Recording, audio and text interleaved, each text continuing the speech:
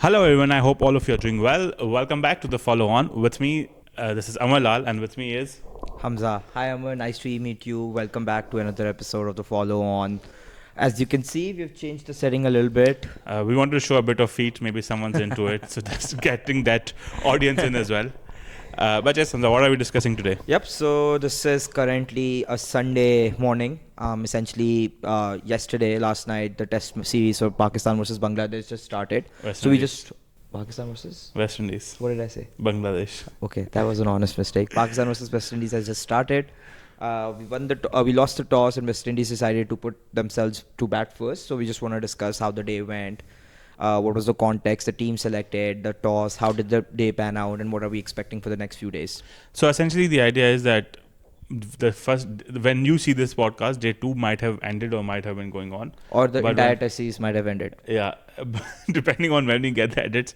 But hopefully, this is when we are recording, the day 1 has ended. And essentially what happened, we'll go through the entire journey.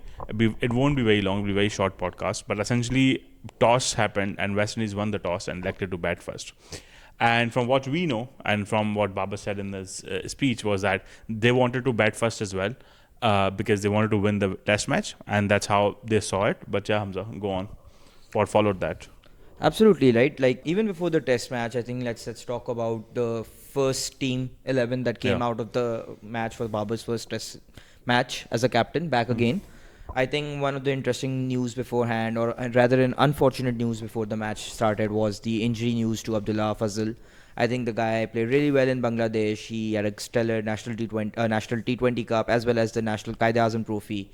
Grinded it out in the domestic scenes, made a stellar debut, and it was really unfortunate that he got injured beforehand. I mean, to be really honest, yes, it was very unfortunate. But at the other hand, what I was thinking about, okay, let's give Imam Ullah a chance and see how he does. If he doesn't do well in this series, then I think he should have been curtains on him even before this, in the last round of the series. But now, if he doesn't do anything, then it's a curtain on him again. I think the hand was slightly forced when it came to picking Imamul Haq, Yeah, for especially sure. given that South Shakil was a doubt before the series. So you can't really make too many changes in a single series. So I think that's why, like you said, I think it's Imam's do or die test series for his immediate future in the test team. I mean, immediate or later, because he's not getting younger. So Yeah, I mean, but you never know, right? With Pakistan cricket, 12 months later, he's back into the side. Yeah, So you for never sure. know. But yeah, let's talk a little bit about two other major news coming out of the match in terms of the team selection. Firstly, of course, Amir Jamal coming back into the side, interestingly slotting in at number 7, which means he's being played as a they proper didn't play all-rounder. Ubaid Shah. So what's your take on that? While I do agree the team on paper seems nice and was a balanced team, and I think Behram from Pro Sports also posted something that's been very long since Pakistan has selected a team that made entire sense. But I was also feeling like maybe Ubaid Shah needs to be there somehow. What did you think about that? Honestly, I think it's something that we can cover later when we discuss the bowling attack and how the day pan out since we bowled first. But I feel like with Mohammad Ali, Amir Jamal, Abbas, and Khurram Shahzad, the fast bowlers that you went with, the key challenge was consistent, right? That we don't have anyone who can bowl a quicker one, right? No one can touch that 140. And maybe with the inclusion of Ubaid, we would have had that into our arsenal, which we were desperately missing today.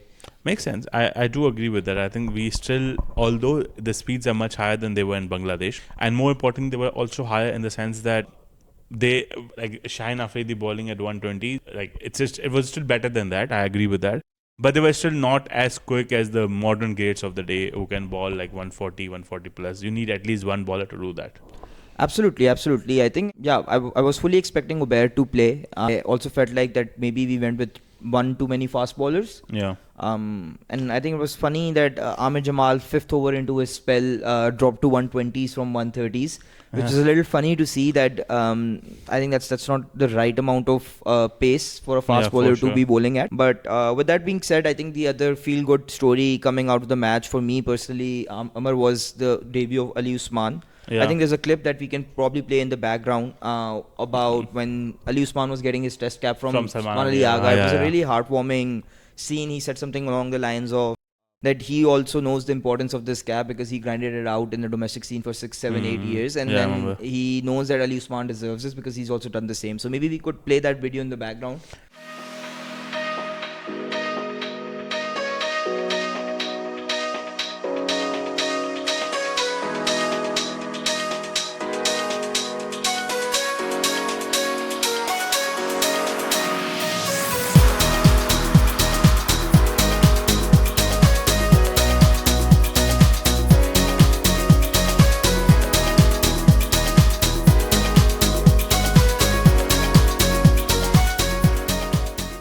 Yeah, I think it'd be really nice to, because I remember seeing the video on Instagram and I was like, it's a sweet thing to say. And Salman Agha is generally a sweet person as well from the looks of it. So yeah, so I think that's fair. Yep. So I think that was one story to come out of the match. Of course, the other was the exclusion of Ubaid Shah and Abdullah Fazil not being available for the match. So our team landed along the lines of that Imam and Azan Awais for opening, followed by Shan, Babar, Aga, Rizwan, and Amir Jamal, Ali Usman, so on and so forth. I think the meta that the team is now going forward with is you need to have 5 proper bowlers. So Yeah. at number 7 or somewhere in the top 7 needs to be an all-rounder. They, I think, no longer are considering Salman Ali Agha as a proper 5th bowling option, Yeah, which yeah, makes for sure. sense.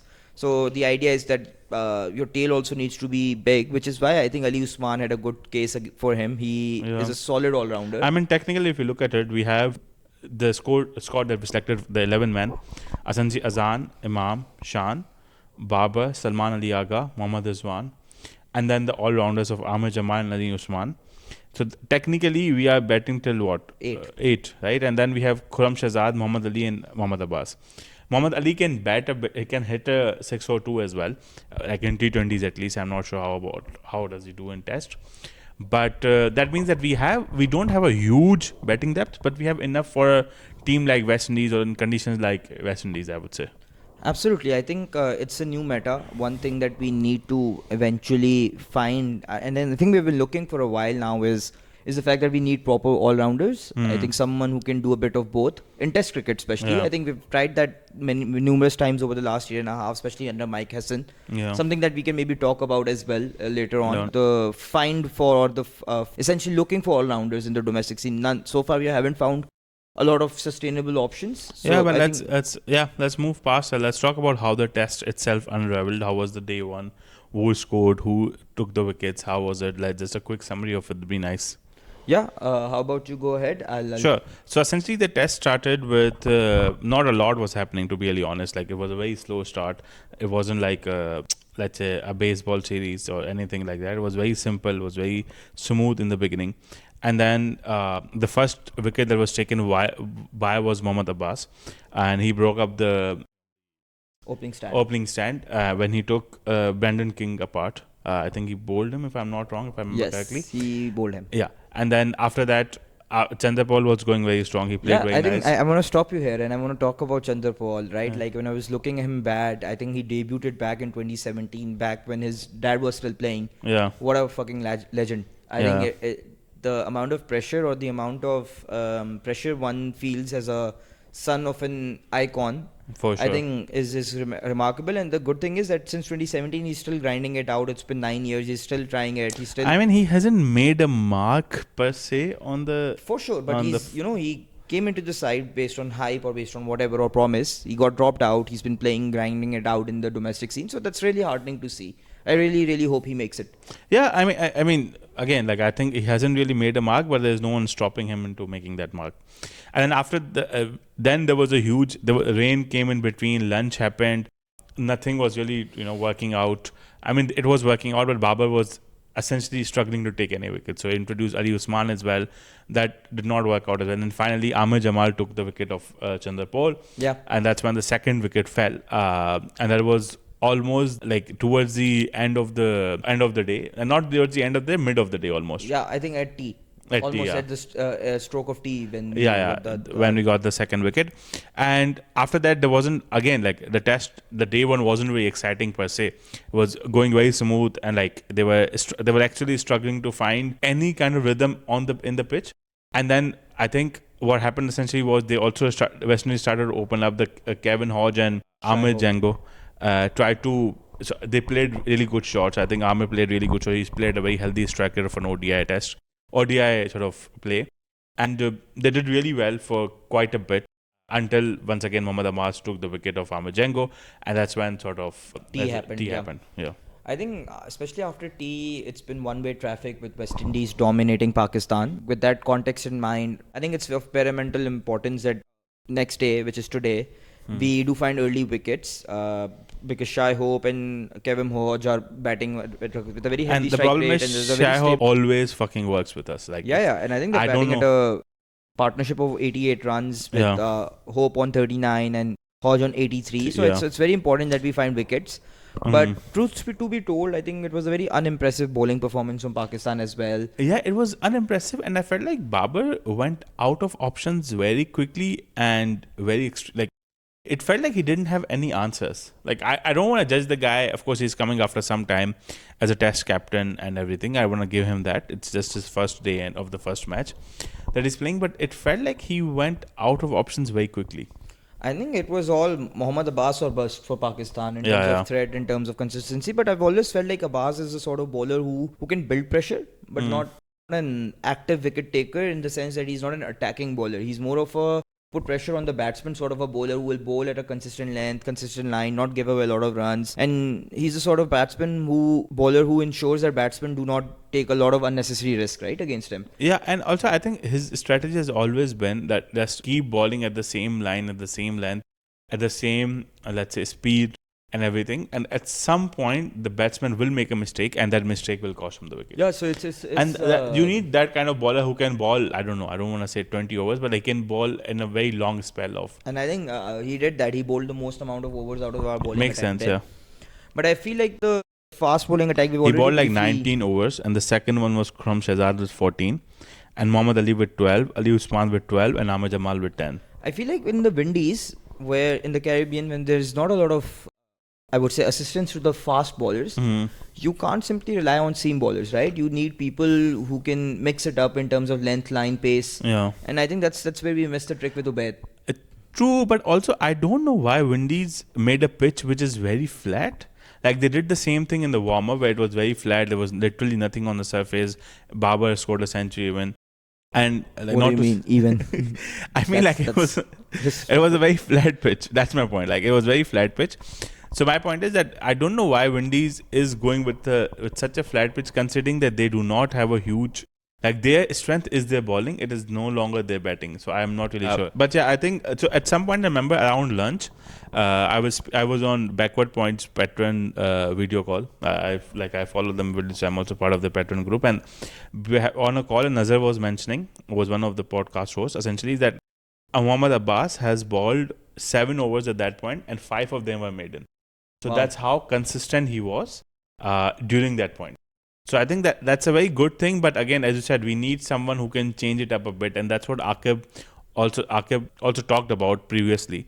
That we need someone who is a different kind of bowler, which I thought was in Ubaid Shah. For them to not play him, I'm slightly concerned as to why that decision came about. Yeah, absolutely. And I think it speaks to a larger theme of changing captains does not necessarily solve the structural issues in your team, right? Because you're still facing the same issues. You still have batters who are not performing up to mark, and you still have a under-firing bowling attack. Yeah.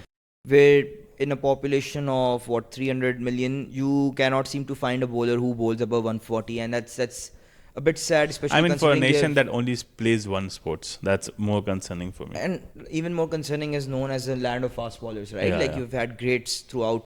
And I think this is where maybe the central contract revamp can come into play. Hopefully. Maybe it does promote the likes of, again, we've spoken highly of how the potential of Shah Nawaz Dhani as a fast bowling option in the red ball format. For the likes of him to come into play and bowl really, those at scorching paces that we would need in Sina conditions, and even in such flat conditions in the Caribbean, where for sure you cannot rely on just the fact that the batsman has to make a mistake for you to get a wicket. You have to really attack them as well. And I think I wouldn't put this blame on Babar yet. I think maybe he needs some more time. I think maybe the call was around the fact that Mohammad Ali Daisy was performing really well before the series as well. So I think maybe they felt like that he needed to get a chance, and there's no way in hell that you're dropping Mohammad Abbas and Khurram Shahzad, because these are two of the most better. No, I mean there was only one way. You could either go with Ubaid or Mohammad Daisy. There was no other option. Yeah, because Khurram and Abbas are more or less locked new in. bowler, and like they're different in that way. I think we needed someone as an enforcer, and Ahmed Jamal is one enforcer, but I think we needed someone with higher pace. And while I love Daisy, I think he's a great character. I don't know if he's the right call in terms of at least the squad in this time, but let's see how this unfolds. But yeah, last few minutes on how do you see this test unfolding? What should happen? Where should, let's say, Pakistan try to restrict them, and what should be your next steps? I think we've already touched a little bit on the paramount importance of getting the next wicket as early in the morning as we can on day 2. The idea would be to not let them build big partnerships, try to restrict them for as low as you can, maybe anything above 350. I'm potentially, depending on how we bat, looking at a draw. Given they also have a couple of quick bowlers that I foresee troubling us, Shamar Joseph being sure. one of them. Yeah. So, and our batters do tend on struggling against high-paced bowling attack. So on that note, I do feel like that it would be a little tricky in the morning. I am rooting for Azan West to score big today. So I'm expecting around the same thing. So I'm hoping that Pakistan restricts West Indies around 350, 360, goes on to score at least 380, 390, get a lead of 10, 20 runs. And then the next innings, they sort of run them over around 200 and then they try to win it. Because I think we bat very poorly in the fourth innings to begin with. So it's very important for us to have some sort of lead if we want to stand any chance of winning the first test. Absolutely, 100% agreed. I think if we do want to eventually win this match, it's a bit of a cliched thing to say, but we need to be able to take those 20 wickets, and that's where I see ourselves struggling more. I'm more worried about the bowling than I'm worried about the batting, because I know someone will pull through, whether it's Babar, whether it's Azan, whether it's Aga. I'm pretty sure Aga will score good runs in one of the innings, and then we've got a longer tail as well. So I think I'm not concerned about the batting that much as I'm concerned about the bowling. From West Indies' perspective, do you think right now, the position that they're in, would they be looking towards a draw or they would try to win the test match? Absolutely. I think they should be looking for a win, and every team should play the game to win a game, not try and draw them. And I think they've set themselves up for that nicely. I'm just hoping that the weather does not play a part in the test match more than it already has, because we cannot afford another day being wasted out. If that happens, we are unfortunately looking at a draw or a reduced amount of overs being bowled. So there's that. Yeah, I think that's about it. Is there anything else that we should be covering? I don't think so. So let's call it a day. Yeah, let's call it a day. Hopefully, we should be able to talk about how the test unfolds next week. I mean, the next time we'll be speaking, we'll talk about the test itself, what we should have done. Hopefully, Pakistan would have won the test match, and that would give us some happy moments on the podcast. Absolutely. But yeah, I think that's about it. Thank you once again, and let us know if there's anything else that you would want us to cover, because I think cricket season is just picking up, and we are excited to see how it unfolds. Felt like age wanting to watch Pakistan over the last 2 months. But with that being said, thank you so much for watching this. Follow on and see you next week. Take care.